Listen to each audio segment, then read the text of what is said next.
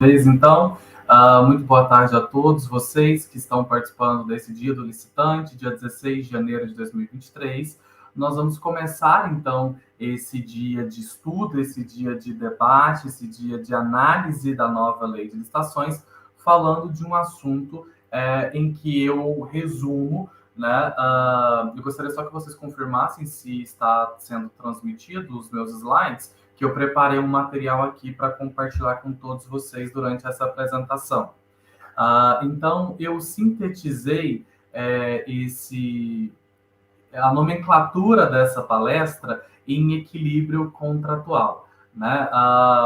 Quem já foi meu aluno sabe que eu tenho algumas curiosidades a respeito da nova lei de licitação, e uma curiosidade que eu tive há um tempo foi pesquisar dentro da lei quantas vezes a palavra equilíbrio aparece. E fazendo então essa busca, a gente constata que na nova lei de licitações a palavra equilíbrio aparece 19 vezes. Então, são 19 momentos em que a lei está falando sobre equilíbrio contratual. Isso é importante? Isso é extremamente importante. Reparem que a palavra equilíbrio, ela vem exatamente trazer a ideia de que ninguém é para ter uma supremacia que passe por cima dos direitos do outro. Então, a gente está muito acostumado em falar de supremacia do interesse público-privado, mas a gente não pode esquecer que nenhum direito brasileiro, nenhuma norma brasileira tem um poder absoluto, né? Nenhuma prerrogativa é absoluta. Então, embora a administração pública, de um lado, tenha esse grande poder, né, em relação aos licitantes, nós temos que lembrar que esse poder da administração pública, ele não pode desequilibrar a relação contratual com os empresários. Ele não pode desequilibrar aquele contrato. Então, todas as vezes que nós estamos falando de um contrato, seja um contrato público, que nós chamamos de contrato administrativo, seja um contrato privado, as partes têm que estar em equilíbrio, né, em seus direitos e em suas obrigações.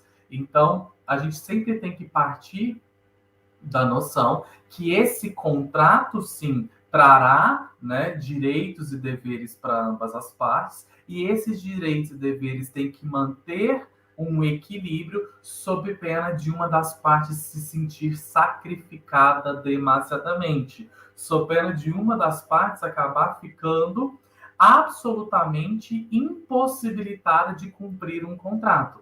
Então, como eu bem comecei aqui dizendo para vocês, quando nós estamos falando desse assunto, nós não estamos falando do ponto de vista somente ou estritamente contratual legal. Nós estamos falando de aspectos financeiros. E vocês que estão do outro lado da administração, vocês que representam empresas, vocês que representam os fornecedores, sejam fornecedores de produtos, sejam aquelas empresas que executam serviços ou que executam obras, vocês têm uma preocupação e devem ter uma preocupação muito alarmante com o equilíbrio financeiro, né? Então, esse é um assunto extremamente relevante, porque impacta economicamente dentro da empresa, seja a empresa que é sua, a empresa que você representa, ou a empresa para quem você está ali, né, fazendo uma ponte com a administração pública.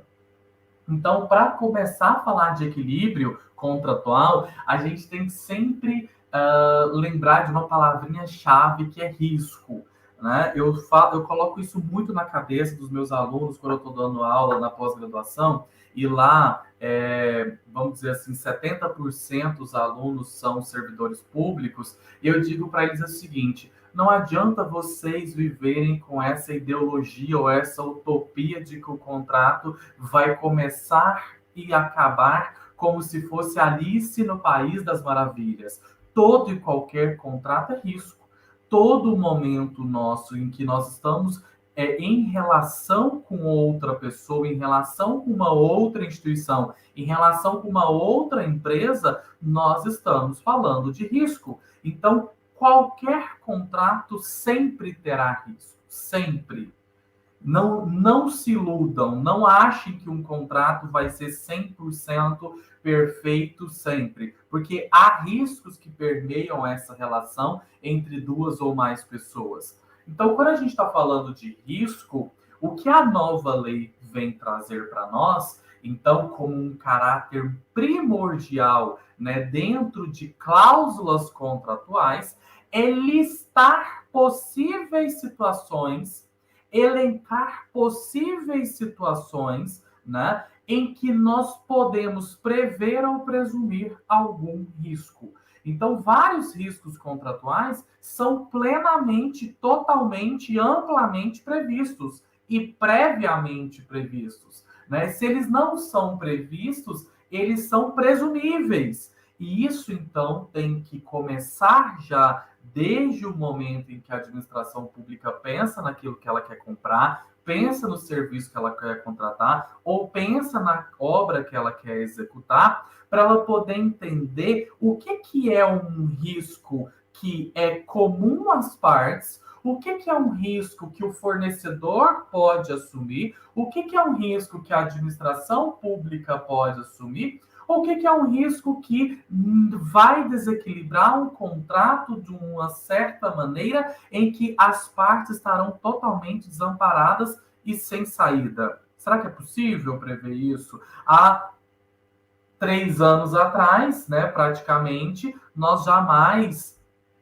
prevíamos que uma pandemia pudesse abalar tanto os nossos contratos de compra. Então, imagine só, um simples contrato de compra ou uma simples ata de registro de preço, por exemplo, de material de higiene pessoal ou material de limpeza, em que a gente tem um item lá chamado álcool gel, a gente jamais pensou que um tipo de contrato desse, ou um tipo de ata desse, pudesse ter um desequilíbrio econômico-financeiro tão drástico e tão grave, porque é um evento totalmente imprevisível, né, que ninguém presumiu. Então, isso torna, né, as situações que estão fora dessa matriz de risco. Então, quando nós estamos falando de matriz de risco no contrato, nós já estamos falando de eventos, nós estamos falando de situações, nós estamos falando de uma listagem de possíveis situações que nós já temos como prever, que nós já temos como presumir em relação àquele objeto. Então, a nova lei vem dar muito holofote a essa expressão chamada matriz de risco. E se alguém te perguntar o que é matriz de risco? Matriz de risco é uma cláusula de contrato. Tá? Matriz de risco é uma cláusula de contrato que define quais são os riscos e de quem são as responsabilidades. Tá? Então, por exemplo, um aumento drástico na moeda de câmbio, um objeto baseado em dólar, né, sua aquisição. Isso é um risco. De quem é a responsabilidade de assumir esse risco? É só da administração? É só da empresa? É dos dois? Ou isso não vai afetar a relação econômico-financeira e o licitante, então, arca 100% com aquele ônus? Então, a nova lei, ela é muito... Uma das coisas que eu gosto muito nela, né, e uma dica para quem ainda não estudou a nova lei de licitações, eu tenho dito isso muito. Se você ainda não estudou a nova lei de licitações, eu te dou uma dica que é começar pelo artigo 6º. Começa no artigo 6º da nova lei de licitações para você ler conceitos muito importantes. Então, quando você pega lá a expressão matriz de risco, eu não sei o que é matriz de risco, nunca ouvi falar. A nova lei já te dá o conceito, e com esse conceito você consegue ter uma luz, você consegue ter um norte de como começar a estudar cada uma dessas nomenclaturas que estão dispostas na Lei 14.133. Tá bom? Eu quis fazer aqui um organograma, né, para a gente lembrar algumas nomenclaturas que a gente já usa há muito tempo, né, e que eu acho importante a gente saber o que é o que. Então, vamos começar sempre fazendo uma diferenciação para que a gente não entenda as coisas como sinônimos, tá? Então, eu quero que vocês lembrem que reequilíbrio econômico-financeiro é o que a nova, tanto a 8666 quanto a nova lei, como todas as normas que vigoram sobre contratos e ajustes, né? ela vem falar sobre a necessidade de manter o equilíbrio econômico-financeiro de um contrato em razão de algum período ou em razão de alguma situação. Então, como é que eu posso manter esse meu contrato equilibrado? Se alguma situação acontecer, como é que eu reequilibro? E aí eu tenho três formas. Então, vamos tratar o reequilíbrio econômico como um gênero, tá? E dentro desse gênero, eu tenho três espécies. E aí que eu vou chamar de reajuste, eu vou chamar de repactuação e vou chamar de revisão. Já adianto para vocês a seguinte situação. A nova lei de licitações, ela utiliza a nomenclatura reajustamento, tá? E ela usa a nomenclatura repactuação. A nova lei de licitação não usa essa nomenclatura revisão de preço, tá? Então, só para a gente lembrar que isso já é algo da nossa experiência anterior, a gente já usava essas nomenclaturas anteriormente e não há problema nenhum da gente continuar utilizando essas nomenclaturas. Então, todas as vezes que vocês virem a palavra reajustamento em sentido estrito, eu não sei para que a lei teve que dar uma expressão toda dessa, para significar reajuste. Então, se algum dia alguém te perguntar o que é reajustamento em sentido estrito, é o reajuste. A palavra reajuste já existe na 8666. O que a nova lei de licitações fez foi mudar essa palavra reajuste para reajustamento em sentido estrito. Então, recapitulando, reajuste e reajustamento em sentido estrito são sinônimos, tá? Significam a mesma coisa. Então, vamos começar por eles? O que é esse tal de reajuste? O que é esse tal de reajustamento em sentido estrito? Como eu disse para vocês, o artigo 6º, né, ele traz definições. Então, ele diz lá, no inciso 58, ele diz o seguinte: reajustamento em sentido estrito é uma forma de manutenção do equilíbrio econômico-financeiro do contrato, consistente na aplicação de um índice de correção monetária previsto no contrato. Então, gravem essa palavra, índice. O que a lei está dizendo que incide reajuste é quando você aplica um índice de correção monetária. E eu sou bem chato com os meus alunos. Aluno meu não pode falar a nomenclatura errada. Então, quando você vira e fala assim, na pandemia, em razão da situação extraordinária, da calamidade pública, nós precisamos reajustar os contratos. Não, isso não é, essa situação da pandemia não é só reajuste. Reajuste é aquilo que você depende de um índice como INPC, IPCA, INCC, que é o Índice Nacional da Construção Civil, que a gente usa para as obras e para os serviços de engenharia, né? É aquele que o governo usava muito antes da pandemia, que era o IGPM, para reajustar o preço do aluguel dos imóveis, né? Que a União, os estados, o DF, os municípios alugam muitos imóveis, e lá em 2020 o IGPM bateu 31,8%, alguma coisa assim. Então, imagine só você ter um contrato que você paga um aluguel de 20 mil por mês e aquele seu aluguel vai ter um reajuste pelo IGPM de 30%. É muito dinheiro, né? Então, o índice de correção monetária, né, eu sempre gosto de falar que, infelizmente, no Brasil, nós não temos uma lista. Nós não temos uma lista que, por exemplo, para objetos de material hospitalar, o índice é tal. Para o objeto de material de escola, o índice é tal. Não, nós não temos essa listagem. Eu utilizo alguns índices, né, que já foram validados por alguns tribunais de contas e que são validados até pelo Poder Judiciário. Por exemplo, quando eu vou fazer alguma licitação envolvendo obra ou serviço de engenharia, eu vou utilizar como índice de correção monetária o INCC, Índice Nacional da Construção Civil. Quando eu vou falar de compra e quando eu vou falar de serviços, eu uso o índice que o Poder Judiciário aqui em Goiás usa, que é o INPC. Ah, Plínio, mas eu estou usando o IPCA. Ah, mas eu estou usando, sei lá qual, do IBGE ou da FGV. Analise quais são os índices, tá? Analise quais são os percentuais. Normalmente, IPCA e NPC, eles tendem a ter muito parecido o seu percentual, tá? Então, fiquem mais tranquilos em relação a esses índices, que nós não temos uma lista aqui. Tanto é verdade, por exemplo, que no caso de aluguel, a gente usou o IGPM por muitos e muitos anos, e desde 2020, salvo engano, começou a tramitar no Congresso, né, em razão daquele pico lá do IGPM, um projeto de lei para colocar o IPCA como um índice oficial do aluguel. Porque quando o IGPM está lá em 30%, o IPCA estava em 8, 7.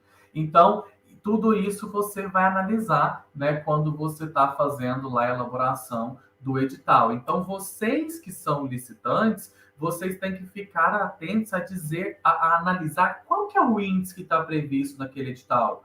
Qual é o índice que foi previsto para aquele pregão, para aquela concorrência? Em razão, então, da necessidade de que todo objeto, todo contrato precisa ser reajustado, tá? E recapitulando, reajuste depende de índice. Reajuste, índice. Então, coloquem esse macete aí na cabeça de vocês, tá? A nova lei de licitações, ela fala que a previsão do reajuste, ela tem que existir em todo e qualquer tipo de licitação. Não importa se é pregão de compra, não importa se é pregão de serviço de engenharia, não importa se é pregão de locação, não importa se é uma concorrente de obra, não importa se é uma concorrente de um serviço especial de engenharia, todo e qualquer edital de licitação precisa prever um índice de reajuste, tá? Aí vem um outro detalhe. Embora todo e qualquer edital precise prever o índice de reajuste, né, ele só vai fazer valer, ou seja, você licitante só tem direito ao reajuste depois de passado 12 meses daquela contratação. E aí vem a situação. Como calcular esse período de 12 meses, tá?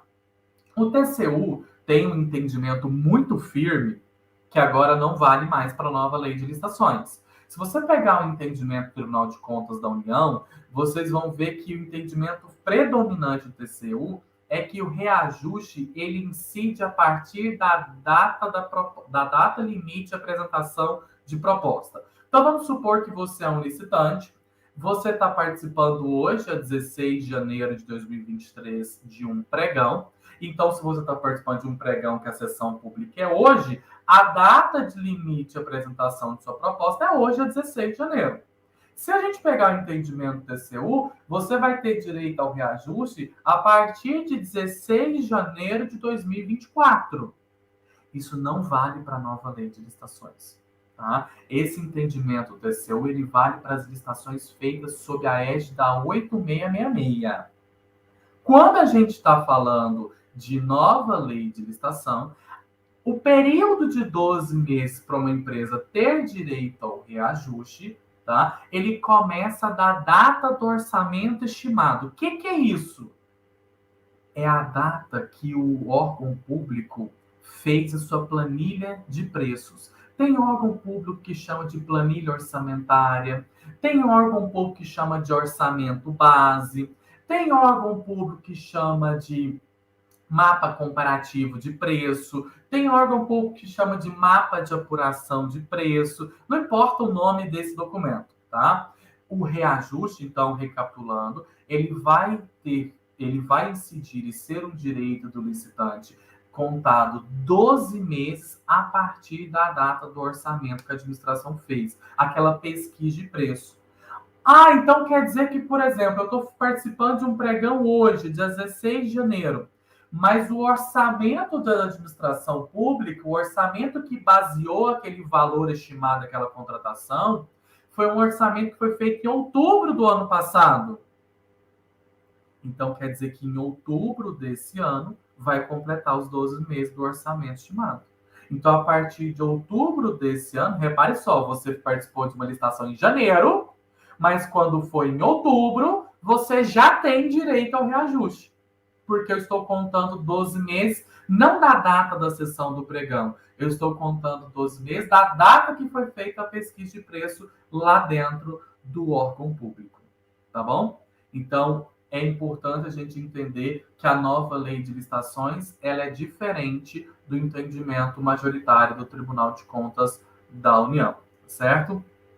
Ô, Plínio, e se for da 8666? Na 8666 é quem está elaborando o edital decide, tá? A 8666 ela dá duas opções. O reajuste pode acontecer da data do orçamento estimado ou da data de apresentação de proposta. Então, ela dá as duas opções. Quem decide é quem está fazendo ali o edital, ou quem está fazendo a minuta de contrato. Então, reparem que a nova lei de licitações ela foi muito mais benéfica para vocês, licitantes. Muito mais benéficas. Porque você está participando de uma licitação em janeiro desse ano e o orçamento é de outubro, então praticamente já correram o quê? Novembro, dezembro, janeiro, já correram 90 dias, 3 meses de reajuste de preço. Está correndo o prazo. Então é para a administração pública não ficar perdendo tempo, tá? Então isso é muito mais benéfico para vocês, empresários, para vocês, licitantes, tá certo?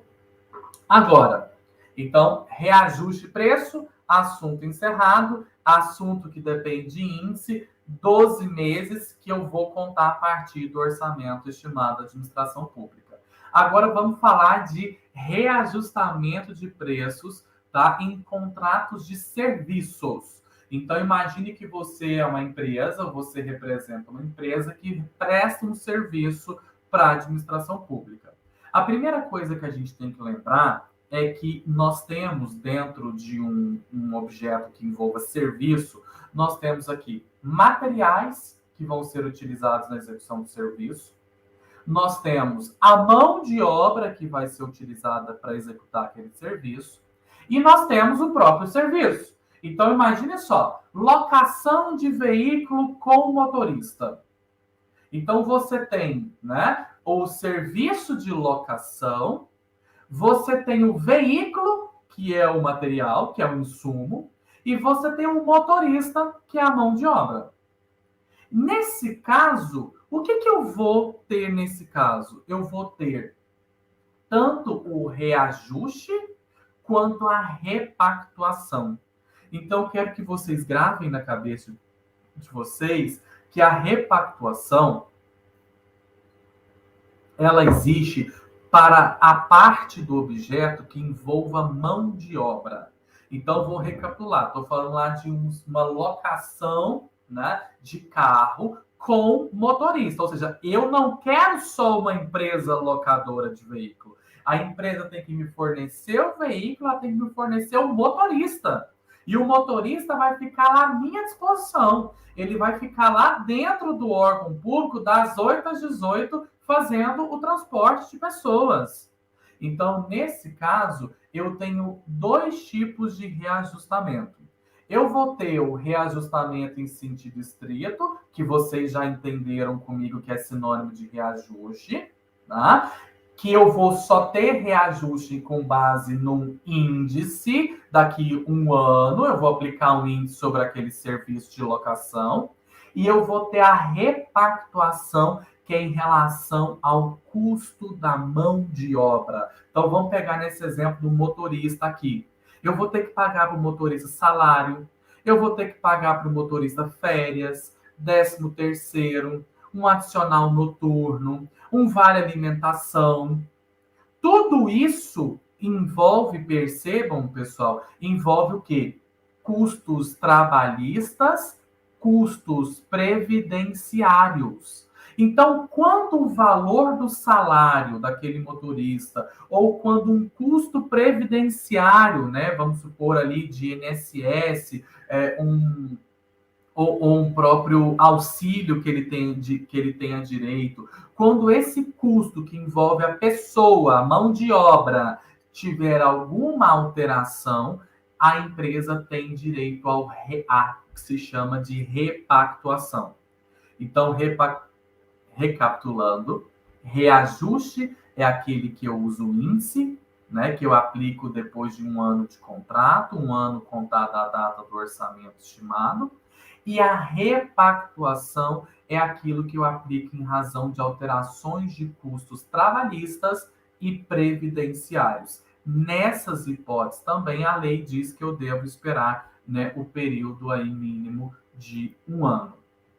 Agora, o que é isso, repactuação? Né? A lei vem trazer lá um conceito, lá no inciso 59, né, do artigo 6º, né, para quem chegou aqui mais cedo vai lembrar que uma dica que eu dei, que é para vocês estudarem o artigo 6º da nova lei de licitações, né? Ela vem dizer, então, que a repactuação é aquilo que eu mantenho o equilíbrio econômico de um contrato que tem regime de dedicação exclusiva de mão de obra ou predominância de mão de obra, tá? Então, por exemplo, Plínio, um contrato de obra é um contrato que tem predominância de mão de obra ou é um regime de dedicação exclusiva de mão de obra? Não. Os contratos de obra, eles não têm ali como parcelas de maior relevância, né, o que a gente chama, a mão de obra. Então, quando a gente está falando de um contrato com regime de dedicação exclusiva de mão de obra, é quando você precisa contratar uma empresa para que a empresa forneça, né, para você os seus empregados. E aí os empregados da empresa vão ficar à disposição da administração pública. Né? Algo que, por exemplo, eu já vi alguns tribunais de justiça licitarem muito. Por exemplo, aqui em Goiás tem esse exemplo. Né? O Tribunal de Justiça tem lá o contrato de serviço de apoio administrativo. Então, eu estou contratando pessoas para trabalhar dentro do órgão público, né, para fazer esse apoio administrativo. Então, reparem, né, que nesse quesito, o que importa no contrato? A própria pessoa. Vocês já devem ter visto muita licitação aí de serviço de vigilância armada e desarmada. Né? Então, o que eu quero? O que importa dentro do serviço? O vigia. Não importa se é um vigia diurno, noturno, se ele vai estar armado, se ele vai estar desarmado. Eu preciso desse vigia porque ele vai ficar ali com uma dedicação exclusiva para mim. E ele não pode um dia a empresa mandar um vigia, no outro dia ela manda outro vigia. Não, então aquele vigia fica sobre a minha exclusividade. Nesse caso, eu estou falando de uma mão de obra exclusiva. Então, a empresa, se tiver alguma alteração de custos no salário, em cargos trabalhistas, né, como eu já exemplifiquei, vale alimentação, auxílio adicional noturno, ou algum auxílio de INSS, alguma previsão previdenciária, que altere o custo daquela mão de obra, altere o custo daquele funcionário, isso vai poder ser reequilibrado no que a gente chama de repactuação, certo? Falando ainda sobre a repactuação, então a gente precisa lembrar que aqui, né, eu fiz questão de mostrar para vocês que aqui eu tenho dentro de um mesmo contrato, eu tenho objetos diferentes. Então vamos pensar lá num contrato que a administração pública licita muito, que é aquele de manutenção e conservação predial. Normalmente assim, né? O pregão de limpeza e conservação predial. Então, reparem ali que no pregão de limpeza e conservação predial, eu tenho 3 coisas. Eu tenho o custo dos materiais de limpeza, eu tenho a lista ali dos serviços de limpeza e conservação predial, então eu tenho o item produto de limpeza, eu tenho o item serviço de limpeza, e eu tenho a mão de obra, que é quem vai fazer a limpeza. Então, reparem que dentro de um mesmo pregão, eu tenho 3 objetos diferentes. Né? Eu não estou contratando, eu não estou comprando produto de limpeza só, eu não estou contratando só um empregado, eu estou contratando um conjunto. Então, nesse caso, nós temos um reequilíbrio financeiro com datas diferentes. Então, aquilo que for, por exemplo, o material de limpeza, eu vou ter uma hipótese de repactuação. Aquilo que for mão de obra, eu tenho outra hipótese de repactuação. Como é que é isso? Então, vamos lá. No custo do empregado, da pessoa que faz a limpeza, né, eu vou ter a repactuação a partir do momento em que tem uma alteração dos custos da mão de obra. A gente sabe que, por exemplo, eu posso ter em abril desse ano uma convenção coletiva que diz que o vale alimentação daquela categoria profissional vai deixar de ser X reais e vai passar a ser Y reais. Então, eu aumentei o valor do vale alimentação por meio de uma convenção coletiva. Então, a partir daquele momento, eu já tenho direito, a empresa licitante já tem direito à repactuação, tá? Em relação àquele custo da mão de obra, a partir do momento em que tiver a convenção coletiva. Agora, quando eu estou falando de, alterou o preço da água sanitária, do papel higiênico, do sabão em pó, do sabão líquido, etc. Então, isso já não vai ser, não tem nada a ver com mão de obra mais. Isso já é custo de mercado. E aí, então, a lei diz que para esses casos, a minha data base é a data da apresentação de proposta. Então, reparem que a repactuação aqui já vai envolver muito mais aquela ideia lá defendida pelo TCU, né, que é a partir da apresentação de proposta pela empresa licitante, tá certo? Agora, quando a gente fala de repactuação, a gente tem que lembrar que momento que a empresa tem direito a isso? Qual que é o fato gerador? Ou seja, a partir de quando ela tem direito? Do dia que ela pede ou do dia da convenção coletiva, né? Existem vários livros, escritores, autores, juristas, né? E próprios tribunais de contas que defendem que o marco inicial, ou seja, o início para você, empresa, ter direito a essa repactuação é a partir do momento em que ocorreu o fato gerador. Então, alterou o valor ali de um salário, alterou o valor de um auxílio alimentação, de um adicional noturno, você já tem direito, então, a partir daquele momento, a pleitear e, a partir daquele momento, já incidir os efeitos financeiros desses novos valores que vão impactar dentro do seu contrato.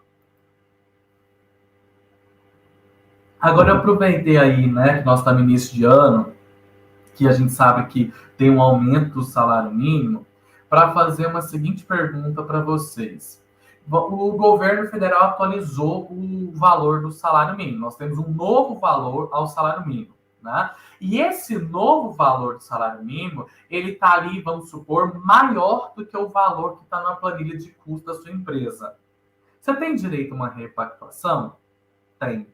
Tá? Então, por exemplo, se antes você estava pagando o valor do seu serviço, né, da mão de obra, o salário mínimo do ano passado, se esse ano aumentou o salário mínimo, a sua planilha de custo está lá, o valor do encargo trabalhista é o salário mínimo, então você tem direito a fazer a repactuação daquele contrato.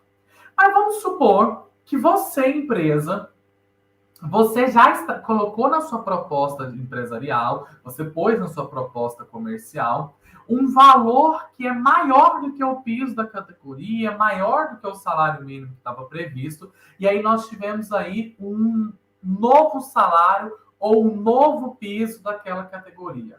Você tem direito a atualizar, então, esse encargo seu para ficar na mesma porcentagem, para ficar equivalente àquele, seja o salário mínimo ou o piso da categoria? Você não tem direito, porque você já estava pagando acima, tá? Então, isso é algo que você já se propôs na sua proposta comercial. Então, se aumentar o salário mínimo, significa que você tem que fazer esse aumento proporcional, tá? Se você já estava pagando mais do que o piso ou mais do que o salário mínimo que estava ali previsto na sua proposta, tá bom? Agora, se a gente fosse fazer uma listinha, né, de quais são os requisitos mínimos para ter uma repactuação, né, pegando aí, cada órgão faz o seu próprio fluxograma, cada órgão tem o seu próprio checklist do que a empresa tem que provar, né? Mas eu fiz aqui um bem resumido, um basicão, eu estou chamando de requisito mínimo, né? Então, para dizer o seguinte, repactuação vai ter que estar previsto lá no edital e no contrato. Ah, Plínio, mas está na lei, então não precisa colocar. Gente, não é porque está na lei que eu não preciso colocar. Então, eu vou prever no edital ou no contrato o reajuste, eu vou prever no edital ou no contrato a repactuação de preços, tá? Para que as partes saibam, então, aquilo que nós começamos a palestra de hoje falando. O quê? A alocação de riscos, a matriz de risco, de quem é a responsabilidade. Se acontecer alguma coisa, você tem ou não tem direito, tá? Nesse segundo ponto aqui, nesse segundo requisito, você tem que apresentar uma solicitação acompanhada da demonstração analítica da variação dos custos. Esse aqui é uma grande briga entre órgão público e empresas. É o que eu mais escuto quando eu tenho órgão público e empresa conversando. Os órgãos públicos sempre falam que as empresas não estão demonstrando a sua variação de custos. Então, turma, eu percebo que muitas vezes os órgãos públicos eles ficam aí amarrando, né? Não quer de jeito nenhum dar o direito ao reajuste, não querem de jeito nenhum dar a repactuação, eles ficam criando mil e um empecilhos. Mas também tem muita empresa que não sabe pedir a repactuação. Tem muita empresa que não sabe pedir o reajuste, não sabe pedir a sua revisão de preço e não sabe, pior, provar. Porque não adianta pedir, você tem que demonstrar. Então, reparem que a palavra aqui que eu estou dizendo, demonstração da variação de custo, significa que você tem que provar, tá? Um outro requisito muito importante é respeitar essa anualidade. O que é a anualidade? O prazo mínimo de 1 ano. Não adianta você pedir antes. Ah, Plínio, mas e se for lá um encargo trabalhista ou previdenciário? Para esse sim, tá? Para esse sim. Surgiu uma alteração, você tem direito, então, a partir daquele momento. E lembre que, por enquanto, eu estou falando somente reajuste e repactuação. Eu não entrei ainda na hipótese da revisão de preço, tá? Vai ser daqui a pouquinho.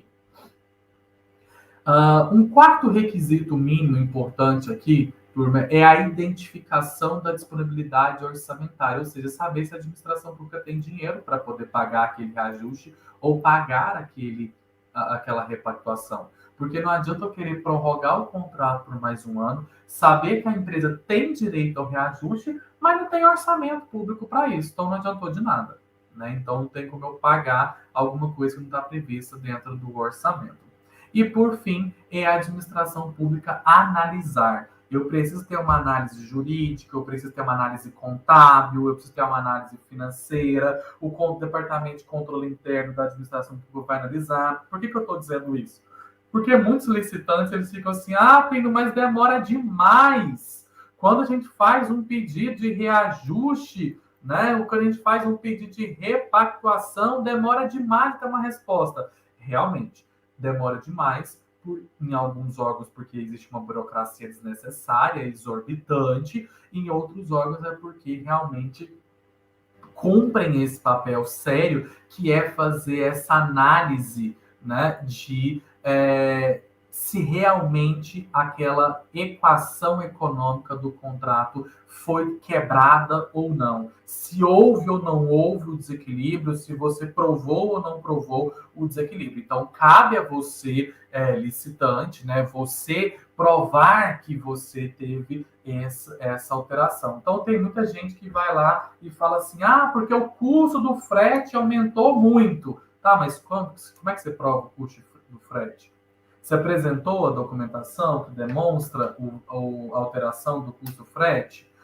Você demonstrou ali que aquele tem agora um tributo, por exemplo, de uma alíquota do tributo que aumentou? Então, tudo isso você precisa provar documentalmente, tá? E até assim a gente sabe que quando a gente prova, e tem órgão público que ainda fala assim, o licitante não provou satisfatoriamente. Então, por isso que a gente tem que sempre pedir audiências com os órgãos públicos para a gente poder explicar, né, quando aquilo não está sendo muito bem compreendido. Tá bom, turma? Então, reparem só, já falei eu vou voltar lá naquele primeiro desenho. Nós estamos falando de reequilíbrio econômico-financeiro, eu já falei de reajuste, eu já falei de repactuação e agora eu vou começar a falar de revisão. Antes disso, deixa eu só lembrar uma coisa para vocês. Reajuste, estando ou não estando previsto no edital, ou no contrato, ou no termo de referência, sei lá o quê, tem Tribunal de Contas, inclusive tem um caso bem elucidativo do TCE de Minas, que ele fala assim, olha, não precisa estar previsto o reajuste, isso é direito da empresa. Inclusive, o órgão público que não pagar o reajuste, ele vai ter que pagar os últimos 5 anos, que é o prazo prescricional. Então, isso ainda é uma briga, porque a gente sabe que tem cláusula de edital que vem escrita assim: os preços são fixos e irreajustáveis. Essa cláusula está certa? Essa cláusula está certa se você pensar que aquele contrato não vai passar de 1 ano. Os preços são fixos e irreajustáveis dentro de um período de 1 ano. Então, tem muito órgão público que não sabe nem interpretar essa cláusula, porque quando a empresa, o contrato passa de 12 meses, por exemplo, o contrato é renovado, né, o contrato é prorrogado, aí a empresa fala, olha, o contrato vai ser prorrogado por mais 12 meses, então tem direito ao reajuste. Aí o órgão público vai falar assim, não tem não, porque lá no edital estava escrito que os preços são fixos e reajustáveis. Quem disse isso? Os preços são fixos e reajustáveis num período de 1 ano. Passou de 12 meses, passou de 1 ano, os licitantes têm direito, sim, ao reajuste. Tá? Então, por isso que eu comecei já falando para vocês no reajuste, dizendo o seguinte, não importa, né, e não sou eu que estou dizendo isso, quem está dizendo isso é a própria nova lei de licitações, tá? Não importa a duração do contrato, não importa se é uma licitação de um serviço de 12 meses, 6 meses, 3 meses, se é uma compra de entrega imediata ou se é um registro de preço para eventual e futura contratação. Todos os editais têm que prever a cláusula de reajuste. E aí, como eu até dou aula numa pós-graduação, numa disciplina que é análise e preparação de editais, e eu falo, gente, isso aqui não é cláusula de edital. Quando a lei fala que isso aqui é cláusula que tem que estar prevista no edital, vocês têm que fazer uma interpretação de que isso aqui é uma cláusula que tem que estar no contrato. Porque eu estou falando de reajuste de preço contratual. Tá? Então, a gente já falou de reajuste, já falou de repactuação, vou falar agora de revisão de preços. Plínio, o que mudou de revisão de preço? Nada, gente. Aquele famoso artigo 65 que vocês conhecem lá da 8666, eu tenho certeza que vocês, licitantes, já fizeram pedidos de revisão de preço com base no artigo 65 da 8666, agora não é mais 65. A nova lei de licitações trouxe aquela previsão dentro do artigo 124, artigo 124, fala das hipóteses em que a gente pode restabelecer o equilíbrio econômico-financeiro. E aí eu fiz um quadrinho para vocês aqui, né, diferenciando as 4 hipóteses para revisão de preço. Então, nós temos aí fatos imprevisíveis ou previsíveis de consequências incalculáveis, né? Eu acho que eu vi alguém falando assim, e no caso de combustível, e no caso de óleo diesel, e no caso de derivados do petróleo. Gente, revisão você não faz para produto ter oscilação constante. E nem reajuste, pelo amor de Deus, aluno meu não pode confundir reajuste com revisão. Vamos voltar nessa aula? Reajuste só acontece uma vez por ano, com base num índice. A revisão ela pode acontecer a qualquer momento, Porque é um fato imprevisível. Você pode assinar um contrato hoje, daqui 15 dias pedir revisão de preço, porque aconteceu um fato imprevisível. Ô, Plínio, como é que eu faço, então, no caso de óleo diesel, gasolina, etanol, derivados de petróleo? Primeira coisa, você não faz licitação pelo menor preço. Porque se você fizer licitação pelo menor preço, você vai ter que toda semana revisar preço. Porque você nunca sabe quanto é que está o preço da gasolina. Uma hora ela está custando R$10, outra hora está custando R$4,90. Uma hora está custando R$5,97, outra hora está custando R$9,70. Tá? Então, isso você faz nesses produtos que oscilam muito o preço de mercado, tanto para cima quanto para baixo. Você faz o quê? Licitação por maior percentual de desconto. Licitação por maior percentual de desconto. Aí não tem problema se é contrato, não tem problema se é ata. O que importa é a hora que você vai pagar. O que importa é a hora que você pede o fornecimento. Então, você licita pelo maior desconto. Maior desconto aonde? Tabela da ANP, Agência Nacional de Petróleo. Eu ainda vejo um erro muito comum nas prefeituras fazendo licitação de combustível pelo menor preço fixo. Isso é errado. Você vai viver e morrer fazendo revisão de preço, tá? Aí não adianta, você vai trabalhar para morrer e não vai chegar a lugar nenhum. Então, primeira hipótese da revisão de preço. Então, para recapitular para quem chegar depois, reequilíbrio econômico-financeiro é o gênero. Dentro do gênero reequilíbrio econômico-financeiro, eu tenho 3 espécies. Eu tenho reajuste, que já foi falado, eu tenho repactuação, que já foi falado, e agora a gente está falando da terceira e última hipótese, que é a revisão de preço. Então, fatos imprevisíveis ou previsíveis, porém de consequência incalculáveis, eu não sei o que é e quando é que vai acontecer. Eventos fortuitos, eventos de força maior, por exemplo, uma greve ou uma falta de insumos no mercado, um incêndio, uma inundação, um terremoto, né? Tudo isso são casos de força maior ou caso fortuito. E a última hipótese para fazer uma revisão é fato do príncipe. Uma expressão bem, eu falo que é uma expressão bem brega, né, que dá 8666 e que ainda está na nova lei de licitações, que o fato do príncipe, né, tem a ver com tributação, tá? Tem a ver com ônus tributários. Tá? Então, surgiu um imposto novo, então aumentou uma alíquota do imposto, sei lá, vamos supor que você pagava 2% de ISS sobre um serviço, agora você vai pagar 4% de ISS no serviço. Opa, peraí, o meu custo agora está muito mais alto, então eu tenho que revisar o preço em razão da mudança de uma alíquota, né, de um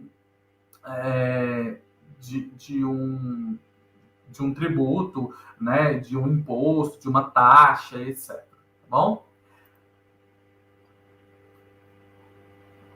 E essa questão do fato do príncipe, né, que é a criação, operação de qualquer tributo, encargos legais, ela está muito bem explicitada dentro do artigo 134, artigo 134 da nova lei de licitações. Tá bom? Ela explica muito bem essa questão da alteração em razão de alterações de encargos tributários. Agora eu vou fazer uma pergunta para vocês. Vamos supor que você é uma ME/EPP, né? Você é dono de uma ME/EPP que venceu uma licitação. Você foi contratado, ou então você assinou uma ata de registro de preço. Mas durante a execução daquele contrato, ou durante a execução daquela ata, você perdeu a sua qualidade de ME/EPP. Ou você perdeu, né, o tratamento diferenciado lá do Simples Nacional. Então, você deixou de pagar impostos pelo Simples Nacional e agora você está fazendo pagamento, né, contado lá pelo lucro real. E aí? Ou lucro presumido. E aí? Você teve um desequilíbrio ali tributário no seu contrato. Esse desequilíbrio pode ser imputado aos órgãos públicos? De jeito nenhum, tá? De jeito nenhum. Então, se você é um ME/EPP que quando participou de uma licitação, você apresentou uma proposta e dentro dessa proposta, o encargo seu tributário era com base no Simples Nacional, e durante aquela ata, durante aquele contrato, você não tem mais esse benefício tributário, isso é um problema seu, isso não pode ser jogado lá como um desequilíbrio econômico-financeiro, tá bom? Bom, ainda falando de MEPP, né, a gente sabe que hoje as MESPP são as que mais movimentam, né, o mercado das licitações. Eu gostaria de comentar com vocês um caso bem interessante julgado em 2021 pelo TCU, Plenário Tribunal de Contas da União, que é o Acórdão 103 de 2021. Existe um grande erro em alguns processos licitatórios em relação àqueles contratos que envolvem cessão de mão de obra. Eu já dei exemplos hoje aqui. Eu dei exemplo do vigilante, o vigia, armado, desarmado. Eu dei o exemplo da locação de veículos com o motorista. Eu dei exemplo, aquele da limpeza não vai enquadrar como cessão de mão de obra. Ele pode enquadrar como cessão de mão de obra se eu quiser dedicação exclusiva de mão de obra, né? Beleza. Então, são contratos que eu faço o quê? Eu pego os empregados da minha empresa e coloco 100% à disposição da administração pública que está contratando. Eles ficam lá sob a subordinação, sob o controle, sob os mandos da administração pública. Isso é um contrato que tem cessão de mão de obra. E a gente sabe que tem uma lei complementar no Brasil, aquela famosa Lei Complementar 123 de 2006, que é conhecida por muitos como Estatuto da Microempresa, que esse Estatuto da Microempresa, ele fala que as empresas que têm como atividade econômica a cessão de mão de obra, elas não podem estar dentro do Simples Nacional. Opa! Então, peraí que muda o jogo, hein? Quando você for fazer uma proposta para a administração pública, quando você for participar de um pregão, de uma contratação de um serviço que gere cessão de mão de obra, você não vai poder colocar lá na sua planilha de custo, tá? Você não vai poder colocar dentro da sua planilha de custos que você tem na sua tributação o seu benefício do Simples Nacional. Por que você não vai poder colocar? Porque se você vencer aquela licitação, você vai ter que se excluir do Simples Nacional. Você pode participar da licitação estando no Simples Nacional, tá? Mas ao apresentar a sua proposta, você vai ter que colocar dentro da planilha de custo lá tributário, você não vai poder colocar que você vai ser você vai ser um beneficiário do regime do tratamento diferenciado e mais benéfico do Simples Nacional. Você vai ter que já dizer qual é o próximo regime que você vai optar, se vai ser um lucro real, se vai ser um lucro presumido e etc. Porque se você for vencedor, você vai ter que pedir as saídas, você vai ter que pedir a sua exclusão lá dentro do Simples Nacional. Tá? Então fiquem muito atentos, vocês licitantes, com o Acórdão 103/2021, plenário do Tribunal de Contas da União. Tá? Uma outra destaque, eu acho que eu até vi alguma pergunta aqui no chat, se não me falha a memória, foi em relação ao que eu apresento, né? O que eu apresento para a administração pública para ter direito a esse reequilíbrio econômico-financeiro? Planilha de custo, gente. Planilha de custo demonstrando economicamente o que você está defasado, o que você está sendo prejudicado, em que você está tendo prejuízo. E é claro que essa planilha de custo tem que vir com demonstrações, né, com provas, com documentos anexos a ela que justifiquem essas modificações que você está pleiteando perante a administração pública. Agora, uma coisa que a nova lei trouxe, que é genial, eu gostei tanto, gente, que eu até coloquei um marca-texto vermelho. Se vocês estiverem vendo o slide que eu estou transmitindo aqui na tela para vocês, vocês vão ver um marca-texto vermelho, e eu estou dizendo essa cláusula que é muito, muito boa para vocês, licitantes, tá? Porque é algo que não existe na 8666, que é o seguinte: Quando você pede você faz um pedido de repactuação, lembre que repactuação é só para mão de obra, custos de mão de obra. Quando você pede a repactuação, esse pedido tem que ser respondido preferencialmente em um mês. Ah, Plínio, mas a administração pública não vai cumprir esse um mês. Olha, gente, vamos contar com o lado positivo da vida, né? Porque a lei já está dando uma cutucada aí nos órgãos públicos para dizer o seguinte: olha, pelo amor de Deus, vocês não devem passar de um mês quando a empresa faz um pedido aí de repactuação de preço. Então, ou seja, vocês têm 30 dias para fazer essa análise técnica. A administração pública, você não pode ficar dormindo desse tanto, então acelera. Né? Então, ainda que esse prazo seja só um indicativo, ele não é um prazo obrigatório, né? Ainda que a lei só diga que é preferencialmente 30 dias, né? Já é alguma coisa, já é bom demais saber que a administração pública já está sendo cutucada aí. Uma outra informação que eu acho muito relevante trazer para vocês é sobre a desnecessidade de fazer termo aditivo quando a gente está falando de reajuste e repactuação.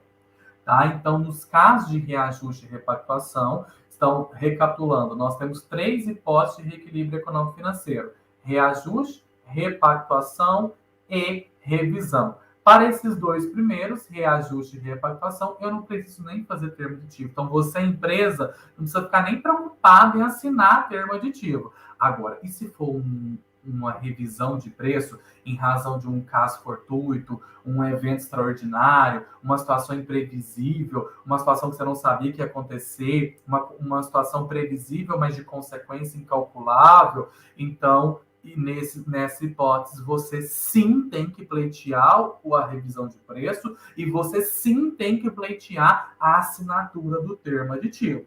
Tá? Então, eu estou trazendo aqui na tela para vocês o artigo 136 da nova Lei de Licitações, e ele só dispensa o termo aditivo quando a gente estiver falando de reajuste ou repactuação. Tá? Bom, já falei tanto, já estou travando a língua. Já estou finalizando, pessoal, já estou chegando aos finalmente aqui. Tá? Uma outra situação também que é importante alertar a todos vocês, empresários, licitantes, é que você pode ter no seu contrato uma alteração qualitativa, por exemplo, né, em que itens vão ser acrescidos dentro daquele seu contrato. Então, não estava previsto a troca de janelas do modelo XYZ, então vamos colocar essas janelas. A gente vai crescer aqui um quantitativo de 25%. Opa, peraí, se eu crescer 25%, isso vai desequilibrar meu preço? Isso tá, o frete que eu propus dá conta disso nesse quantitativo? Porque às vezes no quantitativo maior, o custo do frete às vezes pode não suportar, então eu preciso de um outro tipo de frete, uma outra rota, outro modus, né, de logística. Então, essas alterações unilaterais, que são aquelas alterações de 25% do quantitativo ou 25% qualitativamente dentro do objeto.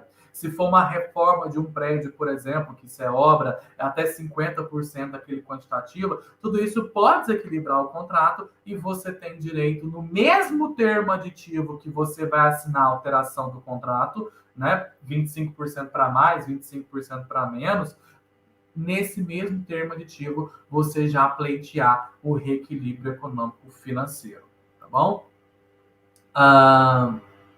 E para finalizar aqui a nossa alerta, né? Algo extraordinário que a gente já estava fazendo há algum tempo, né? A gente já estava fazendo isso, olha, eu lembro em 2017 a gente já fazia isso há muito tempo, né? Era aqueles procedimentos indenizatórios. Quem aqui que é licitante que já teve que pleitear dentro da administração pública um pedido indenizatório, porque o contrato acabou, o contrato foi extinto e você ficou ali com um prejuízo decorrente de um reajuste que não foi te dado, um prejuízo decorrente de uma repactuação de um salário do seu empregado que não foi te concedido, um prejuízo decorrente, por exemplo, de uma revisão de preços de insumos que a administração não te deu, e aí você protocola um processo administrativo pedindo, então, essa revisão administrativamente, pedindo esse reajuste retroativo, essa repactuação retroativa. Tem muito órgão que fala, não, perdeu, acabou, o contrato está extinto, você não tem direito a nada mais.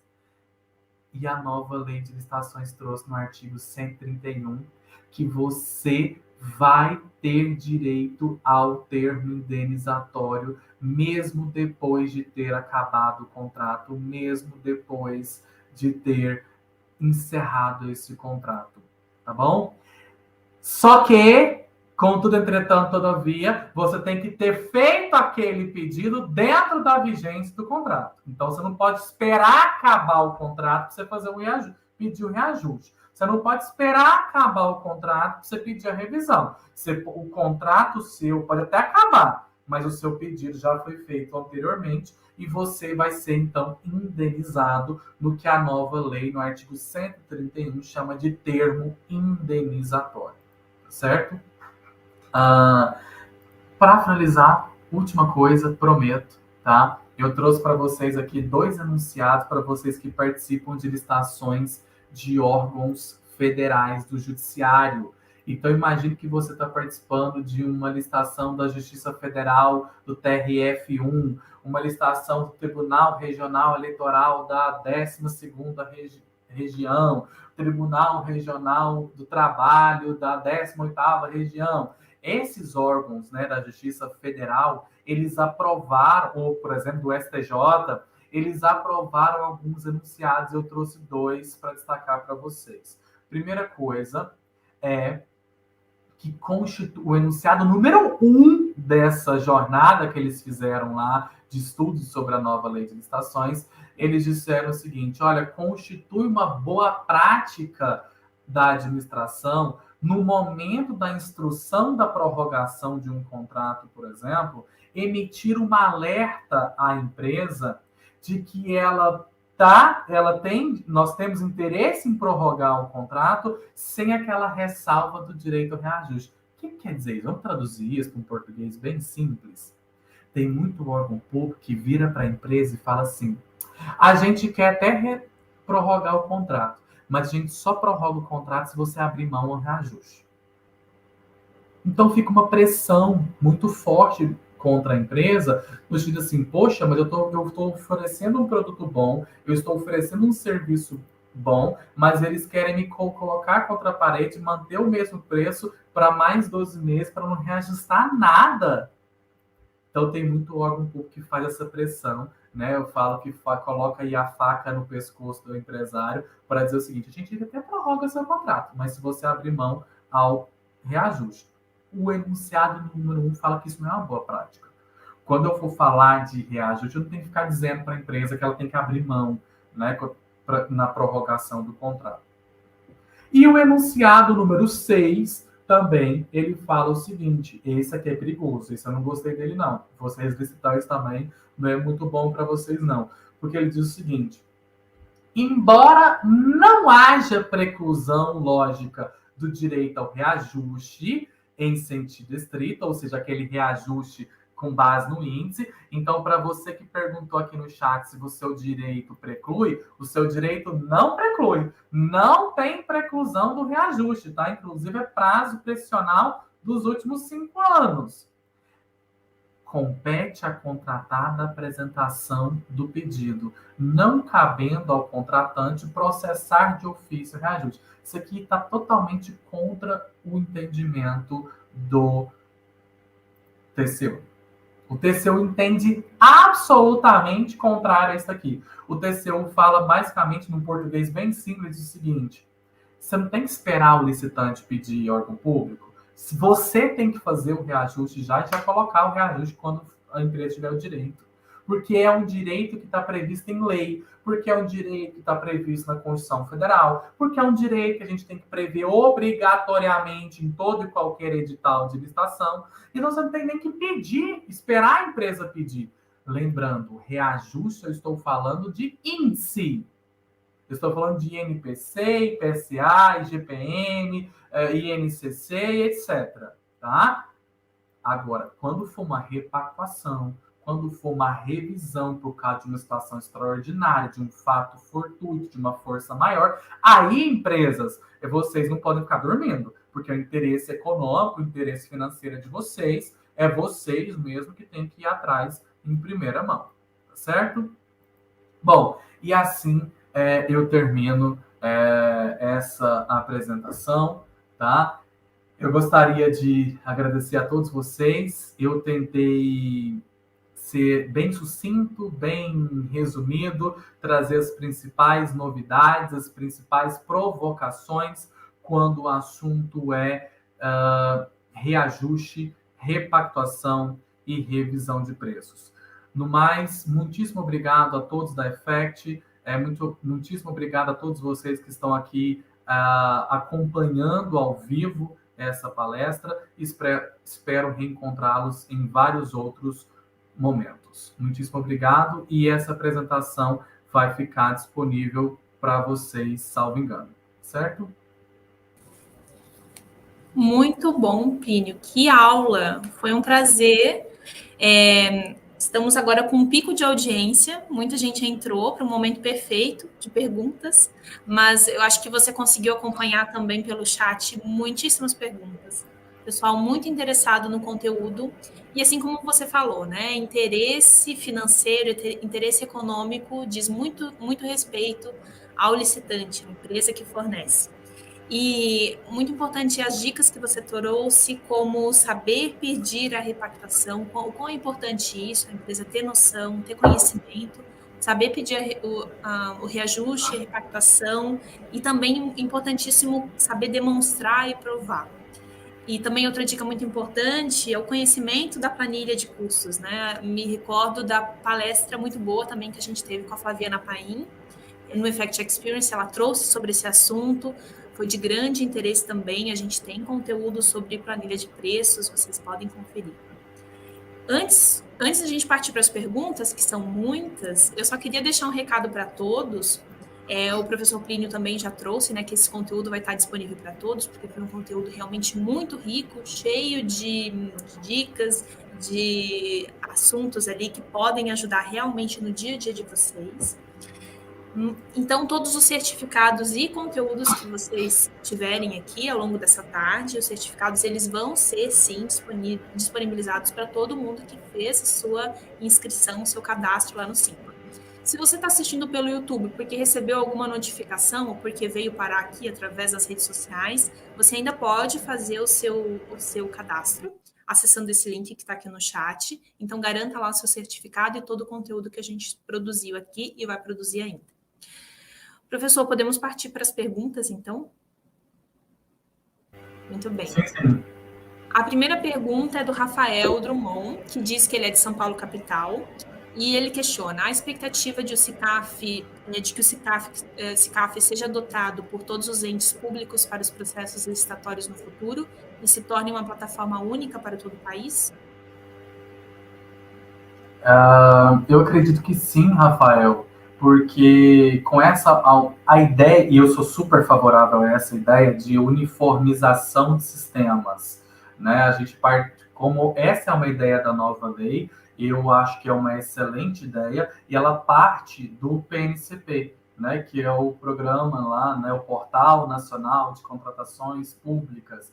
Então, a ideia da nova lei é uma centralização sistêmica, né? E como o SICAF faz parte dessa sistemática, eu acredito mesmo que todos vão acabar estando uniformizados. E eu acho isso ótimo, principalmente para vocês licitantes, né? Que cada hora tem que ficar adaptados a uma plataforma diferente, cada hora tem que saber mexer num programa diferente. Ora é um Compras.net, ora vira um Compras.gov, ora é um e-licitações, e ora é um particular, é um privado, etc, etc.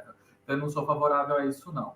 Tá? Então, é uma coisa, principalmente nos meus anos que eu atuei como procurador, né, eu sempre falava isso para o órgão onde eu era procurador, para o município onde eu era procurador. A gente tem que pensar em uniformização, publicidade e principalmente gratuidade. Eu acho que é isso que a administração tem que pensar, né, para todos, para atrair o máximo de licitantes possíveis.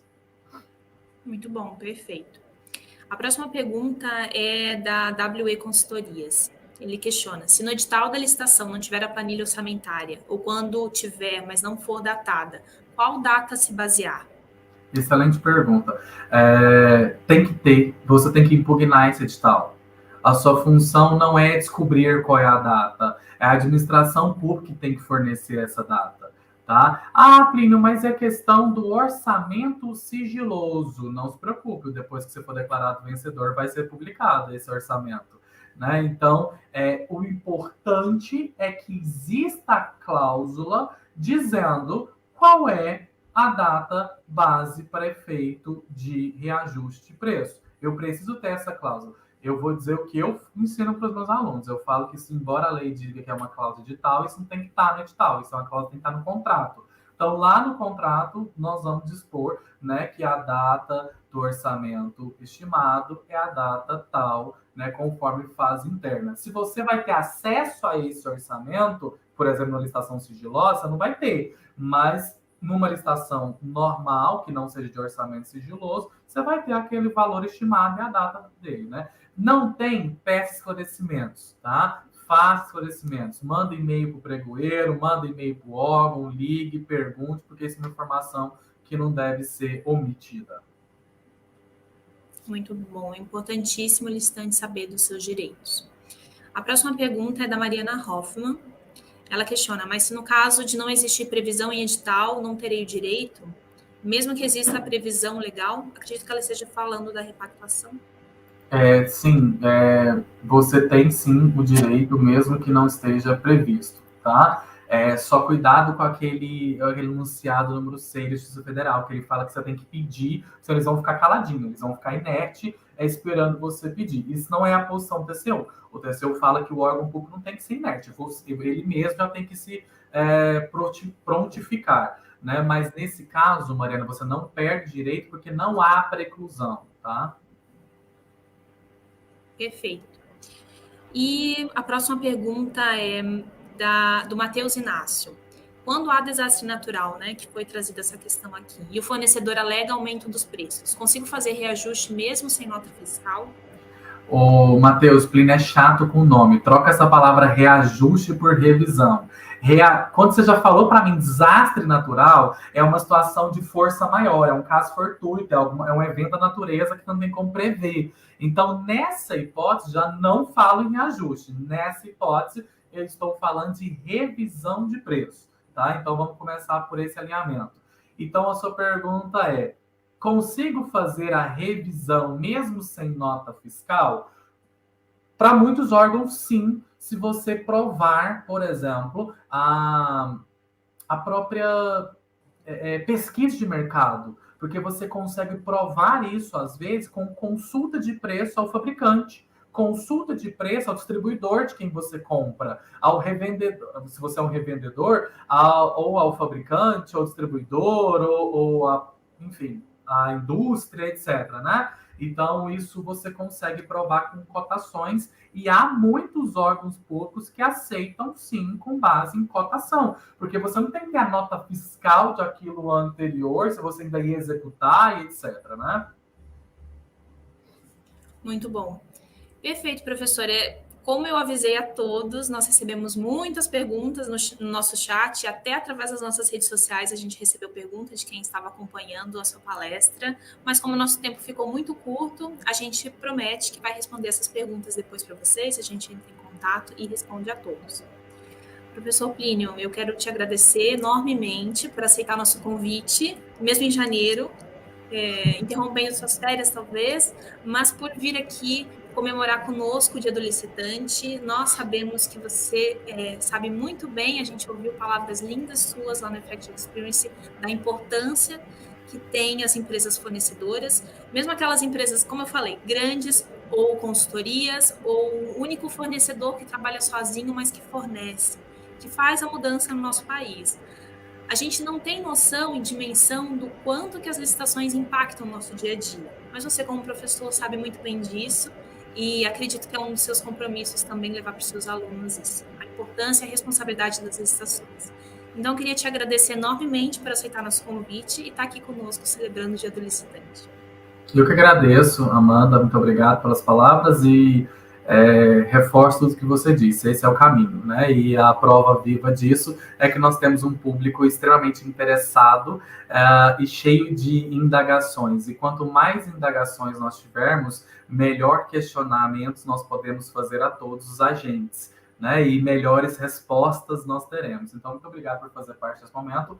Um abraço a todos vocês e feliz Dia do Licitante.